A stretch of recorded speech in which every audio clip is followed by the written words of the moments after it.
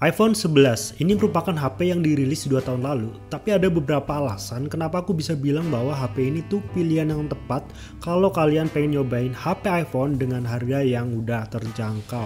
Ya, walaupun Apple udah rilis 2 HP terbarunya yaitu iPhone 12 dan juga 13, dan ya sebulan lagi bakal dirilis iPhone 14, tapi iPhone 11 ini tuh ya masih nyaman banget dipakai, tongkrongannya juga masih keren, dan juga segudang kelebihan kenapa HP iPhone 11 ini merupakan opsi iPhone second yang menurut aku tuh ya paling worth it dipakai di tahun 2022 ini. iPhone 11 ini harganya udah terjangkau untuk versi resminya aja yang iBox ya.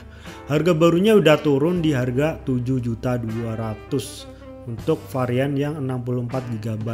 Kalau harga ini masih kemahalan pun kalian bisa lihat opsi iPhone 11 yang second. Untuk second resminya HP ini di harga 6 juta. Kemudian kalau masih kurang ya opsi terakhir yaitu iPhone bekas internasional ataupun bisa disebut non resmi. Harganya udah super worth it di harga 5,3 jutaan aja. Tapi ingat, kalian beli HP second kalian harus tetap aware. Kalau masih bingung gimana sih caranya ngecek HP second, kalian bisa lihat video aku di dalam video sebelumnya tentang tips cara cek HP second yang aman dan benar. Nah, selain harganya, ini juga kita bakal masuk ke alasan yang kedua yaitu dari segi desain dan juga build quality. Kalau kita bisa lihat ya dari segi desain iPhone terbaru seperti iPhone 12 dan juga 13, dari segi overall desainnya ya mirip-mirip. Model iPhone 11 juga samping-sampingnya masih rounder yang berbeda dengan 12-13 yang secara grip itu sebagian besar orang lebih nyaman dengan desain rounder dari iPhone 11 ini. Jadi untuk overall desainnya nggak jauh beda dengan iPhone terbaru. Ya walaupun kalau dilihat dari segi layarnya ini bezel dari iPhone 11 masih bisa dikatakan masih tebel ya guys. Jadi lumayan jadul kalau di compare dengan iPhone terbaru seperti 11 dan juga iPhone 12. Tapi sekali lagi ya memang iPhone 11 ini dari segi harganya berbeda dengan iPhone terbaru seperti 12 dan juga 13. Kemudian kelebihan selanjutnya di bagian kameranya. Believe me, kamera iPhone 11 di tahun ini masih sangat superior buat dipakai daily. Menggunakan setup dual kamera dengan kamera utama beresolusi 12MP dengan bukaan aperture 1,7, serta dengan adanya fitur-fitur yang kekinian ya seperti night mode, kemudian dual pixel autofocus, serta dengan dukungan iOS. Aku bisa bilang dibanding pesaing-pesaingnya di tahun yang sama ya, kamera iPhone 11 ini merupakan salah satu kamera yang paling konsisten untuk dipakai di segala kondisi.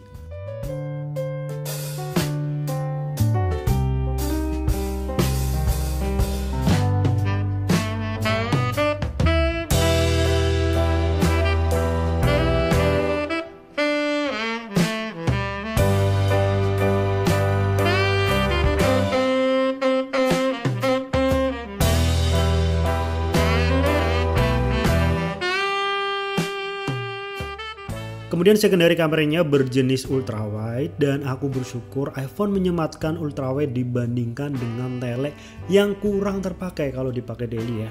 Lensanya ini menggunakan resolusi 12MP dengan bukaan aperture 2.4 yang secara overall quality-nya juga mirip-mirip dengan lensa utamanya. Tapi ya sayang aja untuk lensa keduanya ini tidak dilengkapi dengan fitur night mode. Kemudian dari kamera depannya sendiri menggunakan setup single kamera tentunya ya beresolusi 12MP. Jadi untuk kameranya ini serempak ya, semuanya 12MP. Dari tone warnanya juga menurut aku paling raw dan juga natural dibanding dengan semua pesaingnya di kancah Android. Dan untuk kebanyakan orang seperti aku lebih memilih tone warna iPhone yang cenderung natural dan enak dilihat ya, seperti layaknya kita melihat dengan mata kita sendiri. Selain dari foto, untuk videografinya juga masih sangat superior. Videonya super stabil dan juga smooth.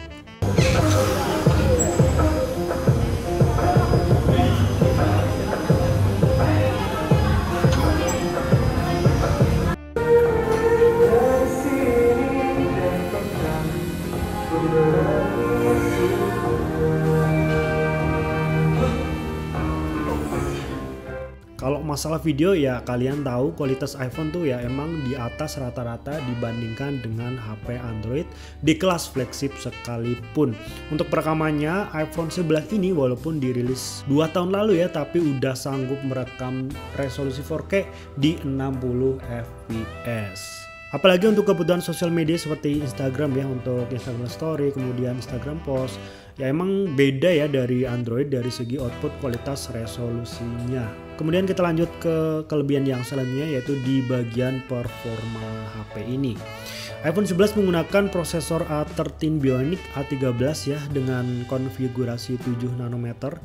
Jadi secara performa tuh ya masih kenceng, juga masih enak dipakai di tahun 2022 ini.